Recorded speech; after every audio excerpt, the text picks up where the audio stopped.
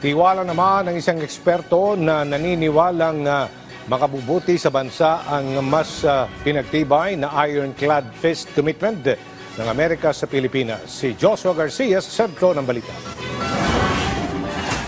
Maituturing na magandang development ang muling pinagtibay na alyansa ng Pilipinas at Estados Unidos. Ito ang sinabi ni political analyst Professor Froilan Calilong matapos ang naging pagbisita ni United States Defense Secretary Pete Hegseth sa bansa, kung saan ang pangunahing pinag-usapan ng kalihim kasama si Pangulong Ferdinand R. Marcos Jr.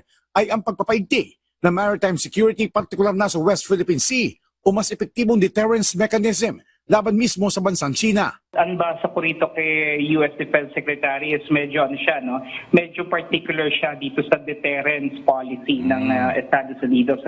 Sabi nga niya, deterrence is necessary around the world but specifically in the region, in your country, considering the threats from the communist Chinese. So ito yung mismong pahayag niya.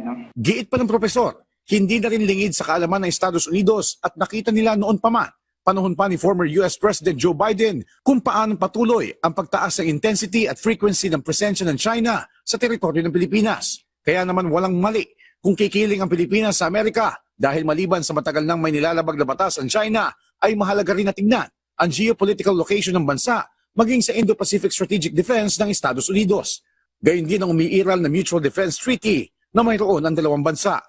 Mga nakaraang panahon, meron naman talagang paglabag ang China. Ang problema nga lang, hindi nila ito tinatanggap at para sa kanila, normal at legal yung kanilang mga ginagawa, lalong-lalo na sa ating exclusive economic zone. So definitely, kakailanganin natin ng katulong. Samantala, maliban sa maritime security, makabubuti din anya ang alyansa ng bansa sa Estados Unidos pagdating sa pagnegosyo at pagpapaunlad pa ng ekonomiya.